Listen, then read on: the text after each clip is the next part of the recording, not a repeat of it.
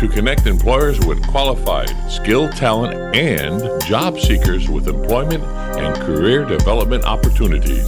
Tune in the first and third Wednesday of each month at 9:30 a.m. to Career Source, Citrus, Levy, Marion, and learn how they can help you. Ocala's information station, 1370 WOCA. Ocala.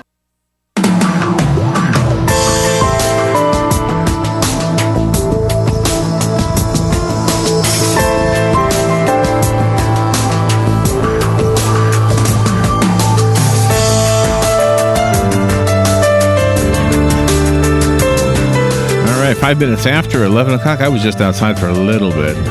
And it felt really good out there. 85 degrees.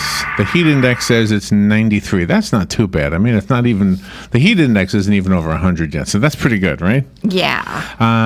You want to heat up the airwaves? We've got a really great guest. Diego Martinez is on the phone. He's an award-winning high school science teacher in the Center Consolidated School in Center, Colorado.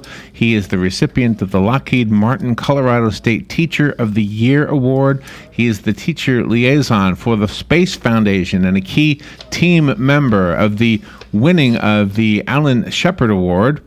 And in the first generation STEM student, STEM stands for Science, Technology, Engineering, and Mathematics, who has helped lead his school to win the School of Opportunity Award Silver Recognition, one of only 7 schools with this distinction in the United States. He's got a list of credentials here. I won't read all of them. I just wanted you to know those ones. He is using the Battlefield Earth Saga of the Year 3000. We've been talking about this 47 and a half hour audio book? 47 and a half hours to listen to a book. But he's using it to instruct his students. Let's talk to him. He sounds very fascinating. Diego Martinez, good morning, sir. How are you? Good morning. How you doing? Pretty good. Where are you calling from? I'm calling from Southern Colorado in Alamosa right now. Oh, okay. So you're a teacher out there, and it sounds like you're a really good teacher. Oh yeah, I mean I've had a lot of fun with it. It's just been great. Made a lot of great friends. I just posted something to my Facebook about how I think teachers are really, some of the greatest people. If you look back at some people that have influenced you in your life. Mm-hmm. Now they might not be classroom teachers, but they were some form of teacher. Even if that's a religious figure or whoever, there's some form of teacher. So it's an exciting field to be in. One of the things as a teacher, now you teach science, but yet you're using science fiction as a tool. And I wanted to ask you this because science fiction often incorporates, what do I want to say, like political points of view. And opinions, what do you call like editorial kind of information, because a lot of times when we look at the future, we don't just say we're going to have cars that fly, but you say we're going to have cars that fly, and we're going to have a government that's oppressive. Yeah. Yeah. So when you're teaching your students about science in general and using science fiction to do that, do you have to kind of guide them so that they're not so influenced necessarily by the editorial part of what you're sharing with them? I think science fiction is, bottom line, it's influential. Whether that's good or bad, there's definitely politics in science fiction encompasses the future, and so there's a lot to the future. There's everything from not just the gadgets that we'll be using, but where things are headed, so yeah, it can be a little challenging. It can be a little challenging for that, but people have asked me why use science fiction, but I'm like, the kids are already going there. They're already being influenced. Yeah. So I grab it and I'll find out what they're interested in. And then I'll go, okay, how do we use that to get this kid his basics and what he needs in order to, make a living, in order to know more science, in order to do something with his education. Yeah, an anthropologist might look back at the years we're living in right now, a future anthropologist, and they might say, one piece of technology that entered into the world was this thing called social media, and they might cite Facebook and et cetera. And so that's the technology. But how did that technology change us as a people, and or did it even? And I'm at this point, I'm not even sure how it's changed us. I don't know if it's for the better or for the worse. Yeah, it is. And that's up to our leaders to see how we implement it. I was one of the first owners of the Tesla Model S. I was reading science fiction when I was in college, and I was reading. Actually, it was Mission Earth, and Mission Earth. One of the central themes is the energy crisis going on. And I had done my senior research on hydrogen fuel cell technology, and that's when I came across electric vehicles and just got super excited about it. And that technology, you see, well, we need to, but these electric cars have been around for 100 years. Yeah, and we're just now starting to, like the Tesla is pretty new for a lot of people, but this was 100 years ago, and the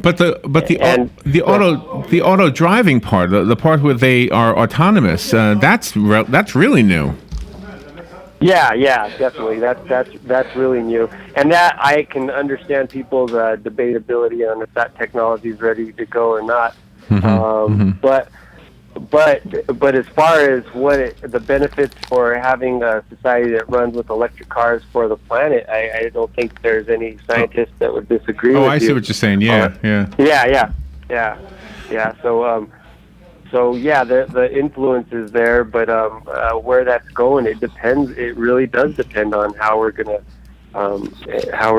use this for mankind's benefit instead of his detriment. Like one of the things I've been kind of looking at is Pokemon Go. Is that good or bad for society? I mean, it's been really neat seeing people who don't get out of the house. I mean, right. I was riding my bike the other night, and there's kids walking around with cell phones everywhere. Yes. And yelling out different Pokemon names, so that was pretty interesting. Yeah, it is interesting, and a fad like that comes around. I mean, so quickly. It was like overnight. All of a sudden, everybody was talking about it, and I said, "Did I just sleep?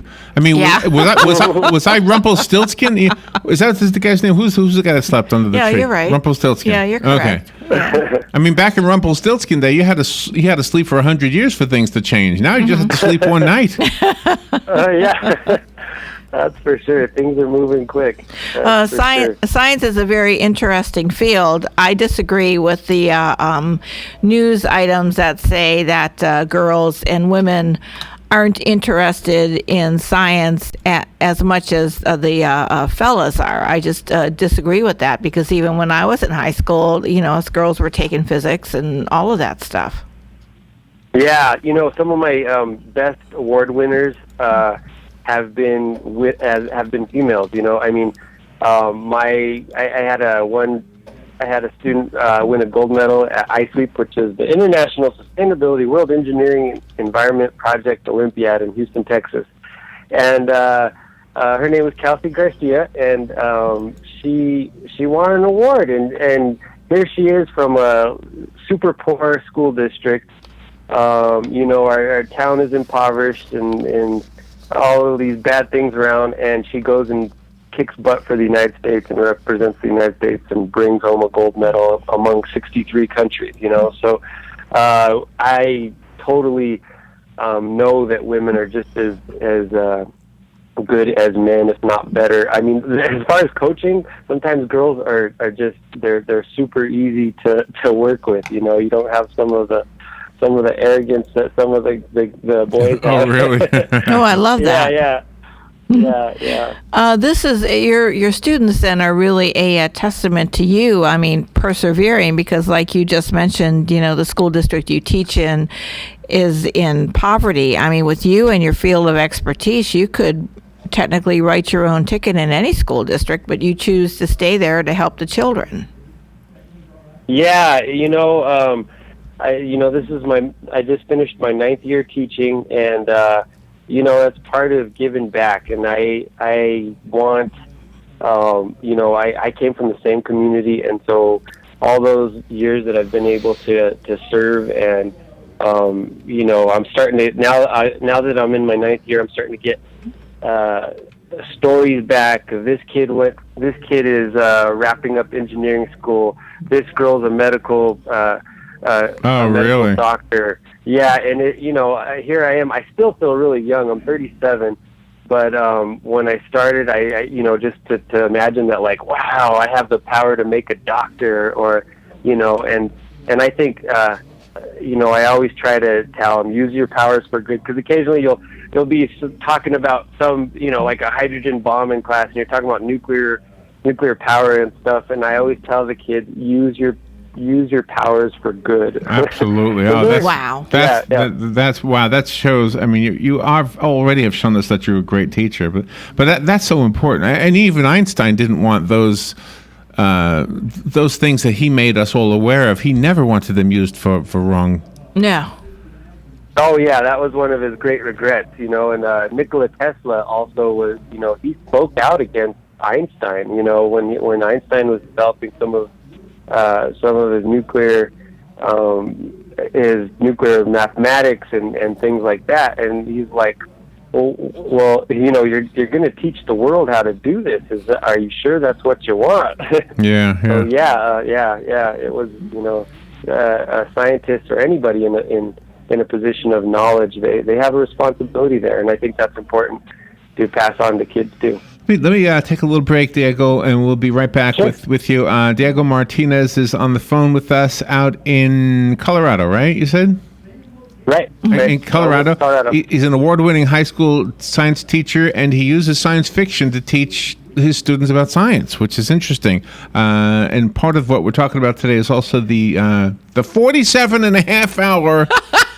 I can't get over this. I know. Audiobook that L. Ron Hubbard's based on L. Ron Hubbard's Battlefield Earth, not based on, it is that book.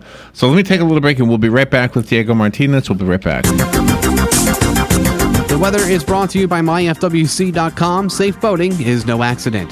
For Monday, partial sunshine, a couple of thunderstorms around late morning on, a high of 89 to 93. Then Monday night, patchy clouds, low 73 to 77. For Tuesday and Wednesday, partly sunny with a thunderstorm around each afternoon, the high on Tuesday and Wednesday from 91 to 95. From the Florida Weather Center, I'm meteorologist Evan Duffy.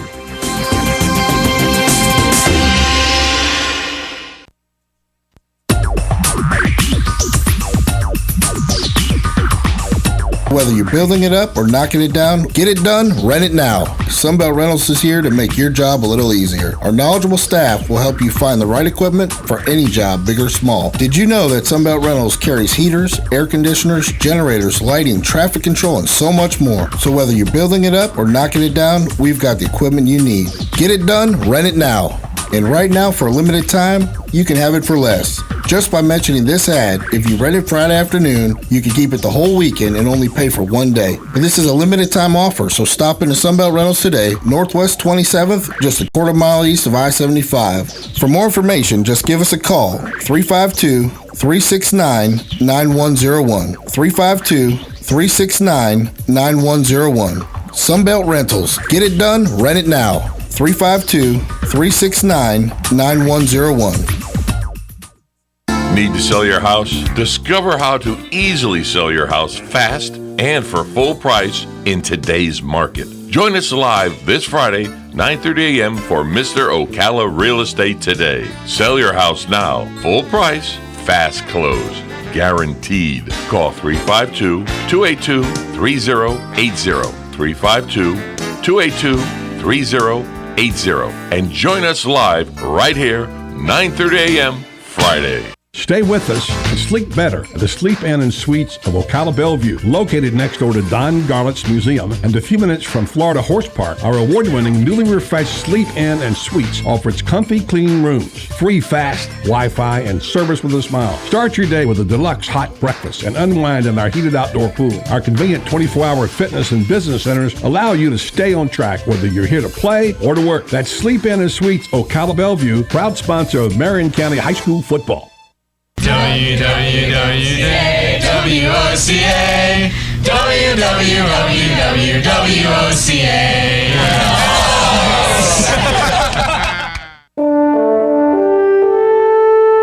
This is WOCA, News Talk 1370. This is James Snyder, inviting you to join me each Sunday morning at 9:30 for Sunday Joy on 1370 AM, 96.3 FM. All right, 19 minutes after 11 o'clock. Thank you for tuning in. When the subject comes up every now and then, who is a teacher that you remember from your childhood? And I remember the teachers, and greatly was influenced by these teachers who were really, really influential to me because they helped me to see things a little bit beyond what maybe the textbook was showing, if that makes sense. Mm-hmm. But you know what? Here's the odd thing. There were two groups of great teachers in my memory. There were the teachers who taught subjects I liked that really influenced me. But I had some teachers that taught subjects I really wasn't that interested in that really made a difference in me. And those ones had a harder job, at least with me as a student, because they were able to get through to me even though I wasn't interested in the subject. Diego Martinez seems like he reaches his student. Diego is out in Colorado. He's an award-winning high school science teacher, and we're talking about using the different tools he has at his disposal. Did you have to fight against the status quo in order to use Battlefield Earth? Yes and no. Among the kids, there was no fight at all. The kids were like, yeah. They were into it. I implemented a thing called Science Fiction Fridays, and it was, we would just have this kind of like a BS session where we would just sit around and talk about these, like, off-the-wall, like, how would you really make a lightsaber work? What would you have to do? What would that take, Last night, my son actually showed me this awesome YouTube video where this guy is taking things from some of the DC Marvel comics, different movies, and he's actually making the real thing using science. And they're not perfect like the characters, but you can see if they're miniaturized and things like that. Yeah. It's like that stuff is possible, and there's a lot of builders out there. There's a lot of people working on that type of stuff. do you know what I always thought with the whole lightsaber thing? That if somebody came at me with a lightsaber could cut my arm off, no problem, and cut me in half, no problem. So I always thought I wouldn't be good at this because I'd probably be dead real quick. So my defense would be a mirror. I would just get a mirror, just reflect that light back on this guy, and he'll cut himself in half. Yeah. We have conversations like that, and believe it or not, the kids lighten up, they're having fun, but then you can sneak in the core concepts of physics, like a mirror will reflect, but to what degree? I mean, will it reflect a solar flare? What's the threshold of reflection for radiation? And so you have all these things like that kids start getting the core concepts, and then they remember them. They're not just studying them for the test at that point. They're studying them because they want to be involved in these conversations because they love Captain America. They love Iron Man. Whatever, Star Wars, some aspect of Star Wars. They love that. So they're wanting to be part of that conversation because they're in that world, Yeah. And from the engineering aspect, I mean, gosh, the 3D printers, that has really taken life to a different level. You've got the bioprinters that will help you replace some of your limbs and internal organs, and you even have the fun things. Like yesterday, I was in an office supply store, and you could print out a guitar, and it really plays. It was just amazing to me. Yeah, it was just so cool. That is awesome. Yeah, that is awesome. And with landing on Mars, we put something there with a 3D printer, and all of a sudden we can have parts on Mars and there's no manufacturer. Yeah, just amazing. Possibilities. What's amazing to me is you can print up a guitar. How long does it take to print up a guitar? I didn't know how long, but the printer thing said that you could print up a guitar and put strings on it and actually play it. You can print up a guitar probably in an hour, and you can print up a birth certificate in less than 90 days. I don't understand that. Yeah, that's right.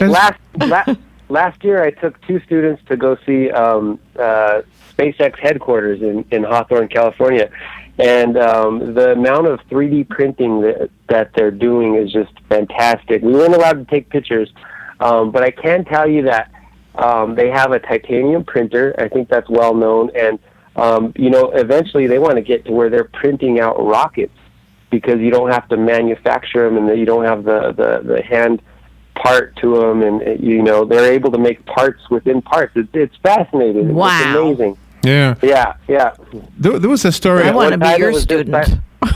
I want to go on your field trips. Yeah, there was awesome. there was a story on the news the other day of these children who were using the school was using the children's fingerprints to identify them when they were buying their lunches, so they could take if you bought a lunch and you used your fingerprint, then it would take whatever the dollar amount was off of your account, and your lunch is paid for. And I thought, well, that's a pretty cool technology. The kids don't need to remember their numbers. They don't need to remember their cards. They just have to have a finger and put it on the thing. And you know how people will put comments underneath things on the internet. So some people were saying this was predicted in the book of Revelation in the Bible. Okay, now I'm not an expert on this, but I mean, does the Bible have science fiction? It's a religious thing, so it's a touchy subject. But you know what I mean? Would you look at something like that and say, "Wow, that was actually predicting the future in a way"? Yeah. Wow, that's a great question. Me personally, something like that is a little creepy to me. That's where I say, because I've heard things like that. No fingerprint, no food, and it gets into this like, if it's being used for evil, then of course it's evil. There you go. If it's being used for good. Yeah. It's like a knife. Is a knife good or bad? Like, you take an object as simple as a knife. Yeah. And if your brother was killed from a knife, you have a different reaction on knives. Right. If you so it's really what we do, and we need to communicate to students that they have to use their powers for good, and as they develop technology, as we have technology, let's use it for good to make the world better and help mankind survive. Do you use Battlefield Earth as the audiobook or as the actual book in your class? As the book, as the book. The book is really influential in my class because it takes place in Colorado. So the moment I bring up the storyline, I have kids like just, and then what happens? And then what happens? Occasionally I have a kid who has read it, but it's just a fascinating story, especially being from Colorado. A couple of years ago, we were at ISWEEP, International Sustainability World. It's an environment. It's a sustainability Olympiad that they have in Houston, Texas, and they have a big gift exchange. And so during the gift exchange, you give pins from your area. Some people will give flower seeds or whatever. And I contacted Galaxy Press to give. We wanted to give Battlefield Earth because it was an awesome science fiction book that we could give that takes place in Colorado, and then so kids from all over the world will remember my kids. And so they sent us books, and we were able to give them out to kids from all over the world. We gave it to kids from 65 countries and 45 states, and it was so cool to see a kid from Kazakhstan reading a science fiction novel that takes place in Colorado. It was awesome. It was just a beautiful thing, and seeing all these kids coming together to solve problems of sustainability for the planet. It was awesome. and I like the fact that you've integrated that part, the sustainability of the planet, into it, because that's probably one of the most important things that they're going to try to figure out. Not how to make a lightsaber, but how to, drive a car that's not causing any damage. Yeah. Totally. There's a lot of themes in there. Mission Earth is another book that takes up a lot of what's going on with energy and environment. These things are definitely on everybody's radar. How we solve those. And I'm sure the whole planet is needing to make sure the waters are clean too. We have a lot of conversations in Florida because of the water being such an important part of what we do, and just keeping it all clean. And I'm guessing this is probably part of a lot of school classrooms where the teachers are the caliber that you are, Diego. Well, thank you for what you're doing. You're making the world a better place, and thank you for coming on the show with us to talk to us about this. I know the folks over at the Battlefield Earth folks want us to give that website, so it's battlefieldearth.com. And Diego, do you have a website or anything you want to give us? I'm on Facebook, Diego Martinez.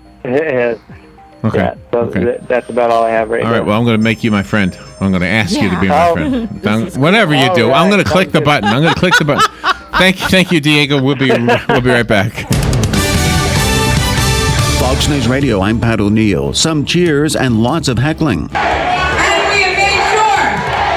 Outgoing Democratic Chair Debbie Wasserman Schultz speaking at a Florida delegate breakfast after leaked emails suggested the DNC favored Hillary Clinton over Bernie Sanders. Meanwhile, a big protest is planned today involving a pro-Bernie Sanders group that's expected to walk across the Ben Franklin Bridge, which connects New Jersey with Philadelphia. Fox's Tanya J. Powers at the convention. 10,000 homes in the Sand Canyon area north of Los Angeles have been evacuated in the face of a